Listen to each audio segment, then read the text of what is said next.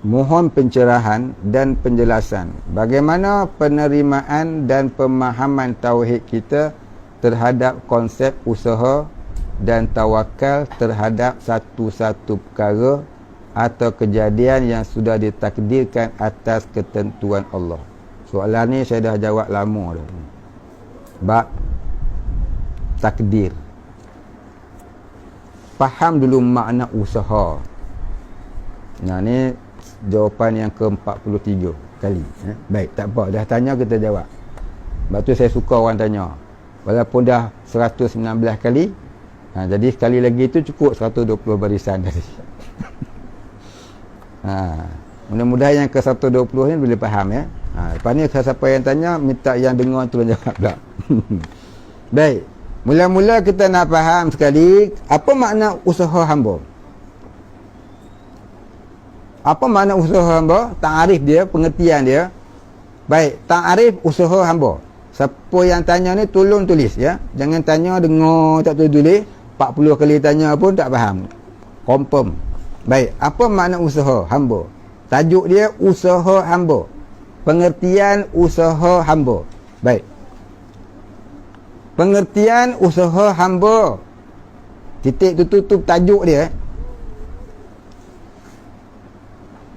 Hamba tidak boleh memberi bekas.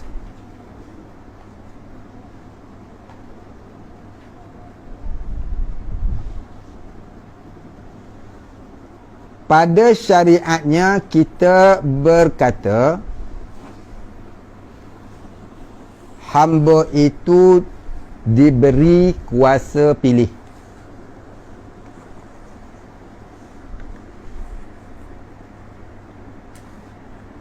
Buat kurungan, pada hakikatnya kuasa pilih itu.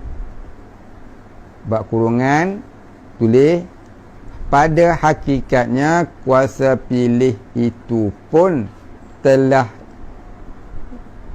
ditakdir oleh Allah pada azali. Koma, tutup kurungan.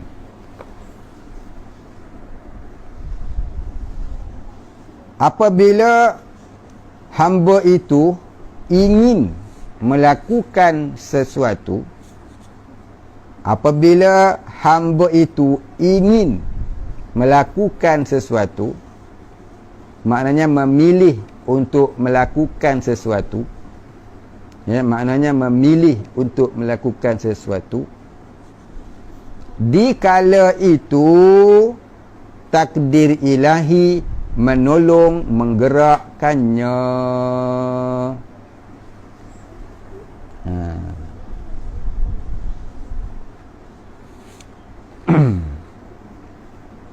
Saya ingat tok guru saya dulu, almarhum Tuan Guru Syekh Haji Abdullah Sijang, Qadi Port Dickson.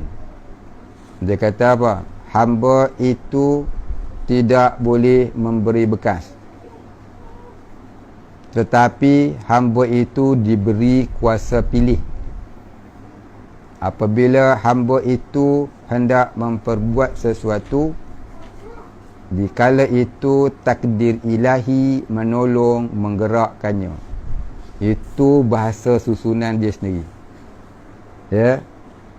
Syekh Abdullah Sijang, Qadi Port Dickson. Dia pernah ngaji di Mekah bersama dengan tok guru saya, almarhum Tuan Guru Haji Omar Zuhdi, Pondok Lanai. Ambil tarekat di Mekah, ya, tarekat Ahmadiyah dengan Syekh Syafi'i, seorang murabbi. Jadi tuan-tuan dirahmati Allah, yang terutama yang bertanya, kalau kita lihat makna usaha itu ialah satu yang telah ditakdir oleh Allah pada azali sebenarnya. Kita hanyalah menjalani takdir Allah. Pada hakikatnya kita hanyalah menjalani takdir Allah. Tetapi kita tak dapat nak rasa, perasaan kita hanyalah menjalani takdir Allah kerana hati kita tertutup dengan ananiyah dan dosa-dosa. Bila hati kita sudah tertutup dengan ananiah dan dosa-dosa, maka kita tak dapat rasa kita ni menjalani takdir Allah. Cuma tahu sahaja, tapi tak dapat nak rasa. Bila kita tak dapat rasa, maka jadilah kita ini terperasan gerak kita, kemahuan kita tak terasa gerak kita digerakkan Allah, tak terasa kemahuan kita adalah takdir Allah. Maka semakin lama perasaan itu menghijabi hati, menindingi hati daripada ma'rifatullah. Itulah kita duk rasa kita. Bila kita ngaji tasawuf, suruh tawakal, di samping tak meninggalkan usaha, maka kita duk faham usaha dan tawakal itu benda yang berlainan. Baik, kita lihat pula apa maksud tawakal.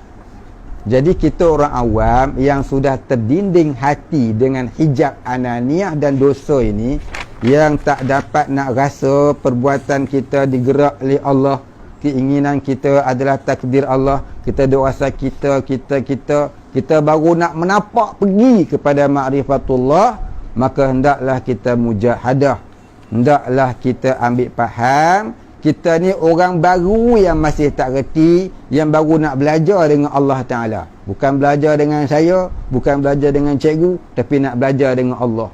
Maka kita hendaklah ikut step by step. Ibaratnya baru masuk darjah 1. Yang pertama, mengaji jangan tinggal, taubat jangan tinggal. Dua perkara ni jaga. Mengaji jangan tinggal, taubat jangan tinggal. Baik, jadi apakah maksud tawakal nisbah orang awam? Ya, apakah maksud tawakal nisbah orang awam? Apakah maksud usaha? Usaha ni bukan kita bergerak-gerak melakukan sesuatu, tak. Usaha ni ialah kita inginkan sesuatu, kemudian berlaku gerakan itu, Allah yang menggerakkan. Usaha ni bukan kita menggerak-gerakkan, tak. Usaha ni ialah kita inginkan sesuatu. Itu masuk usaha. Kasbun. Ya, kasbun. Ataupun ikhtiyariyah. Ikhtiyariyah maksudnya keinginan kita sesuatu tu. Kemudian bila berlaku tu, itu bukan kita dah, itu Allah yang menggerakkan. Contohnya kita nak makan cendol. Kita teringin nak cendol tu, teringin tu kita yang ingin. Bila kita ambil cendol dalam mulut, itu Allah gerakkan. Kita mamah dalam mulut, itu Allah gerakkan. Masukkan ke dalam mulut pun Allah yang memasukkan. Sampai ke perut, itu pun Allah yang memasukkan. Kita rasa kenyang, Allah yang mengenyangkan. Faham tu? Jadi usaha ni bukan kita ambil, kita buat kerja tu, bukan. Usaha tu pilihan kita. Kita nak tu kata usaha. Bila berlaku, itu perbuatan Allah. Jangan kita faham usaha tu kita yang buat. Salah ni kita orang Melayu, bila kata usaha kita rasa kita buat. Tak, buat tu Allah yang gerakkan. Usaha tu ialah keinginan kita sahaja. Dalam bahasa Arab dia sebut ikhtiyariyah. Dinamakan iktisab. Ya. Baik. Apa dia tawakal ni? Tawakal ni kita dah cerita dah dulu, ya. Tawakal ni ada 3 rukun dia. Bagi orang awam, tawakal tu 3 rukun. Yang pertama, laksanakan syariat Allah. Yang kedua, laksanakan asbab bagi mendapatkan hajat kita. Yang pertama, laksanakan syariat Allah. Yang kedua, laksanakan asbab bagi mendapatkan hajat. Yang ketiga, redha takdir Allah. Dapat pun redha, tak dapat pun redha. Itu nama tawakal. Itu namanya tawakal. Baik, kembali kepada usaha tadi. Usaha itu ialah niat kita tu, qasad kita tu, pilihan hati kita tu. Itulah usaha. Bila mula bergerak, itu perbuatan Allah. pada hakikatnya. Itulah konsep usaha yang perlu kita faham. Bukan kita yang berbuat. Kita duk rasa kita berbuat, itu syirik khafi namanya. Syirik khafiyul khafi. Syirik tersembunyi yang amat tersembunyi. Syirik ni tak berdosa. Syirik ni tak berdosa, tak jadi kafir dan tak berdosa pun. Cuma dia menghijab hati daripada ma'rifatullah. Menghijab hati daripada menjadi habibullah. Kita nak jadi habibullah kena buang. Kena buang melalui jalan-jalan kesufian. Faham itu maksud konsep, itu maksud usaha dan itu maksud tawakal.